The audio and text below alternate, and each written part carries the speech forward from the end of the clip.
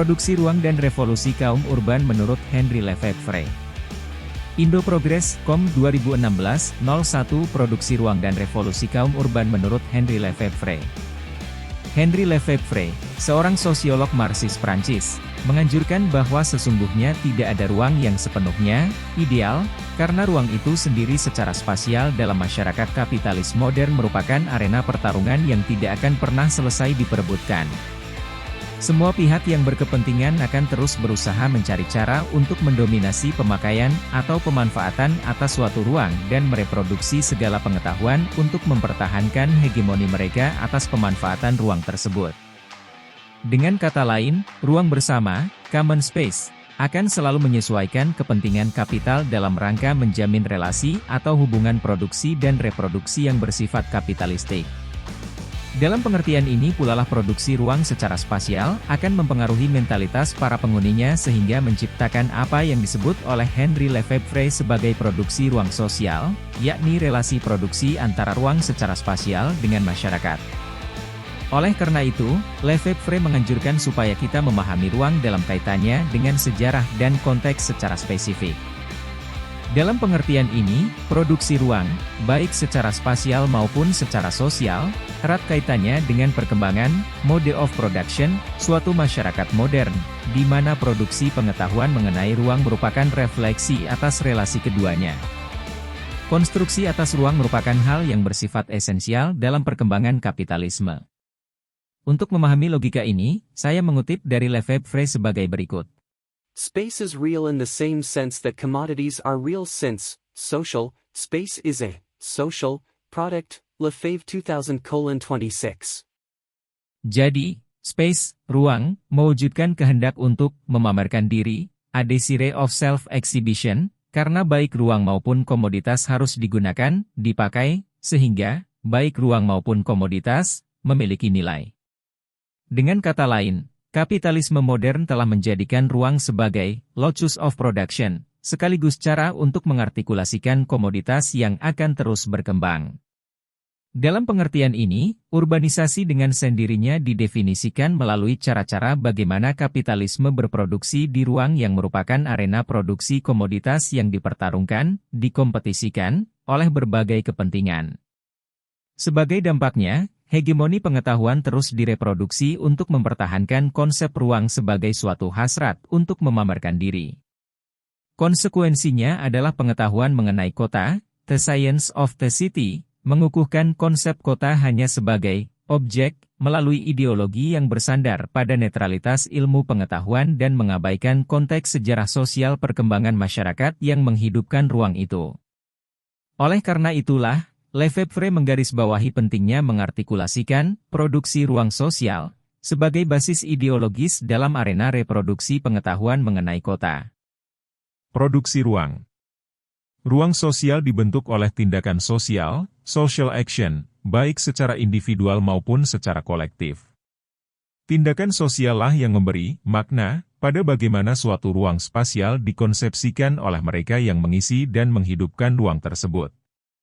Produksi ruang sosial berkenaan dengan bagaimana praktik spasial diwujudkan melalui persepsi atas lingkungan, environment, yang dibangun melalui jaringan, networks, yang mengaitkan aktivitas-aktivitas sosial seperti pekerjaan, kehidupan pribadi, private life, dan waktu luang, leisure. Lefebvre mendeskripsikan itu sebagai relasi yang bersifat dialektis antara ruang, spasial dan sosial, yang hidup, ruang yang dipersepsikan, dan ruang yang dikonsepsikan, atau apa yang disebut sebagai tiga rangkaian konseptual atas ruang, a conceptual triad of social space production. Adalah pemahaman yang komprehensif tentang cara kerja tiga rangkaian konseptual atas produksi ruang sosial itu yang juga menjadi bagian penting dari reproduksi pengetahuan yang bersifat ideologis bagi perkembangan suatu kota, khususnya karena hegemoni pengetahuan tentang tata ruang kota semata-mata menjadikan kota sebagai objek komoditas kapitalisme belaka. Tiga rangkaian konseptual atas ruang yang dimaksud Lefebvre menjelaskan bagaimana suatu ruang sosial dihasilkan, yaitu sebagai berikut. 1. Praktik spasial, spatial practices.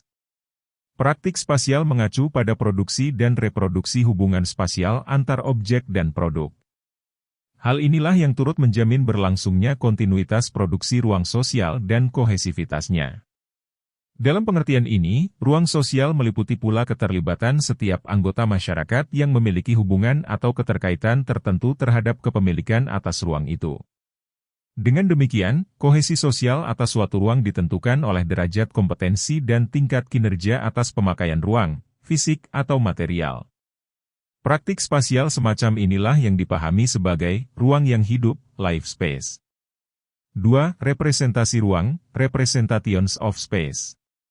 Representasi ruang tergantung pada pola hubungan produksi dan tatanan yang bertujuan memaksakan suatu pola hubungan tertentu atas pemakaian suatu ruang.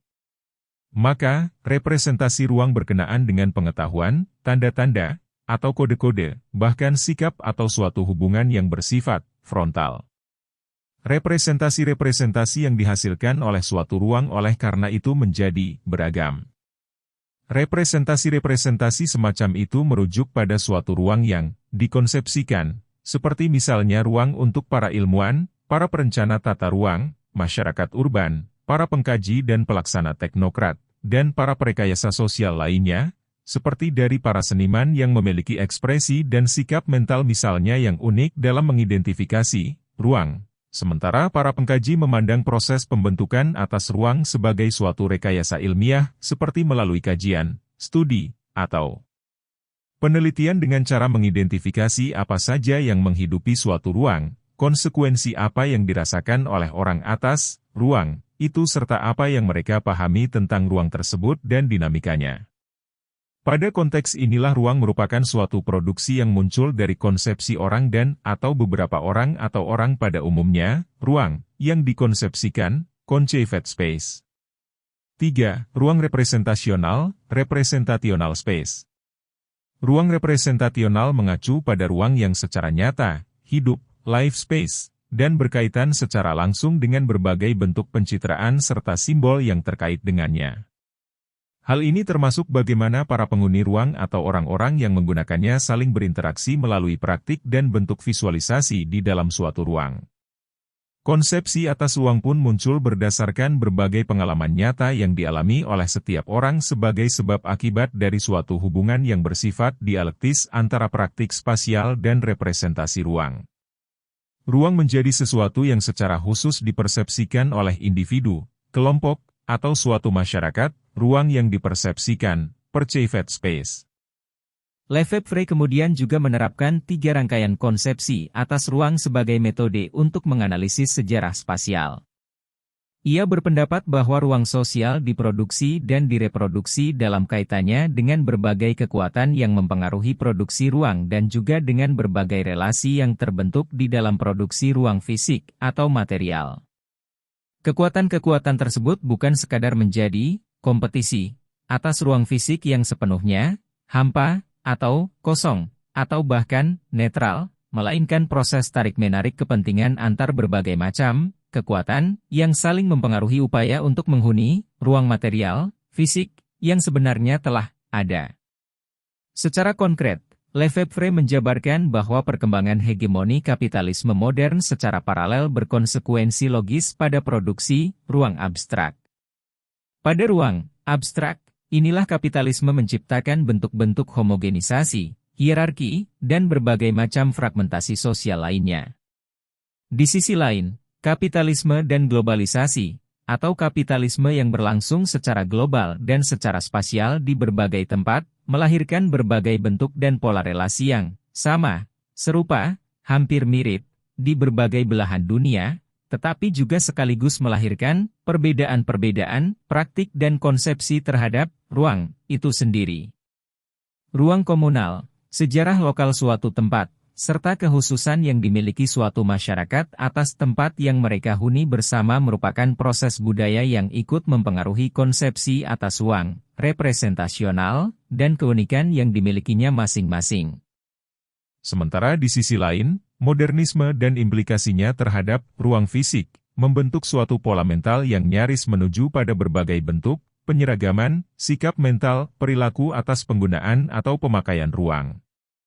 Hal ini karena kehidupan modern menekankan berbagai bentuk, kepemilikan, sebagai sesuatu yang secara rigid berdasarkan pada kepemilikan pribadi, personal belonging. Konsep kepemilikan pribadi inilah yang dikembangbiakkan melalui pasar dan relasi yang terbangun di dalam hubungan produksi. Meski demikian, Lefebvre tidak sepenuhnya memandang ruang modern secara sinis, pesimistis. Baginya, memang modernisme telah melahirkan berbagai macam kontradiksi-kontradiksi termasuk kontradiksi yang bersifat spasial. Akan tetapi, menurutnya, berbagai tekanan yang muncul akibat kontradiksi yang mempengaruhi gangguan atas tatanan dan kohesi sosial melahirkan berbagai macam atau keberagaman konsepsi, ruang abstrak, sebagai suatu bentuk tawaran-tawaran alternatif atas pemakaian ruang bersama. Dengan kata lain, kontradiksi yang muncul atas produksi ruang, sebagai kesatuan proses secara material sosial, terus akan melahirkan perlawanan atas upaya-upaya untuk menghemonisasikan cara, praktik, penggunaan, kepemilikan, dan rasa yang dimiliki atas suatu ruang yang dihuni oleh suatu masyarakat. Henri Lefebvre pula yang pertama kali memperkenalkan konsep mengenai hak atas kota kepada khalayak, khususnya para intelektual dan aktivis gerakan sosial. Menurutnya, hak atas kota melampaui kebebasan individu untuk mengakses sumber-sumber daya yang dimiliki suatu kota. Hak atas kota adalah hak untuk mengubah warga penghuni kota dengan mengubah kota itu sendiri.